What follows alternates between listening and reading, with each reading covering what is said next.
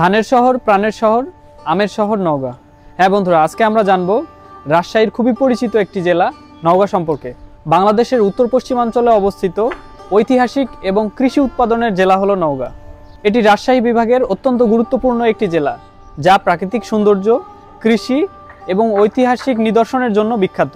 রাজশাহী বিভাগের অন্তর্গত এই জেলার আয়তন ৩,৪35.৬৭ বর্গ কিলোমিটার, যা দেশের বৃহত্তম জেলাগুলোর মধ্যে একটি।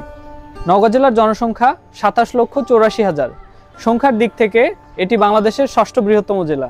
এই জেলায় মুসলিম ধর্মাবলম্বীদের সংখ্যা ৮৬.৮৮%, হিন্দু ১১.৫৪%, খ্রিস্টান ০.৭৭% এবং অন্যান্য ধর্মাবলম্বী ০.৮১%। নওগাঁকে বলা হয় ধানের ভাণ্ডার, কারণ এখানকার অধিকাংশ মানুষই কৃষিজীবী। নওগাঁ জেলার প্রধান ফসলগুলোর মধ্যে অন্যতম হচ্ছে ধান, গম, আলু, ভুট্টা, পেঁয়াজ এবং বিভিন্ন শাকসবজি। এছাড়াও রয়েছে নওগাঁর আম, যা নওগাঁকে করে তুলেছে বিশেষ একটা জেলা হিসেবে বাংলাদেশের কাছে। নওগাঁর বিশেষ খাবারের কথা বলতে গেলে অবশ্যই বলতে হয় নওগাঁর প্যারা সন্দেশ এবং আলুঘাটির কথা, যা সারা বাংলাদেশে খুবই জনপ্রিয়। এই জেলার ঐতিহাসিক স্থানগুলোর মধ্যে রয়েছে পাহাড়পুর বৌদ্ধবিহার, কুসুম্বা মসজিদ, দেবর দিঘি, আলতা দিঘি, যা এই জেলাকে একটি বিশেষ জেলা হিসেবে সারা বাংলাদেশের কাছে উপস্থাপন করে। নওগাঁ জেলা কৃষি, ঐতিহ্য ও ইতিহাসে ঘেরা একটি জেলা।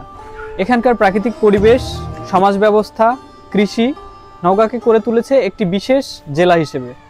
বাংলাদেশের খাদ্য উৎপাদনে নওগাঁর অবদান অনস্বীকার্য, কারণ সারা বাংলাদেশের সবচাইতে বড় ধানের বাজার হচ্ছে নওগাঁতে। নওগাঁ জেলা শুধুমাত্র একটি জেলা না, এটি আমাদের সংস্কৃতি, ঐতিহ্য ও সম্ভাবনার প্রতীক। আপনারা যদি কখনো নওগাঁয় না এসে থাকেন তাহলে অবশ্যই আসবেন। আর এরকম ইনফরমেটিভ অনেক ভিডিও পেতে আমাদের পেজটিকে ফলো করে দিয়ে রাখবেন এবং আমাদের চ্যানেলটিকে সাবস্ক্রাইব করে দিয়ে রাখবেন। আসসালামু আলাইকুম।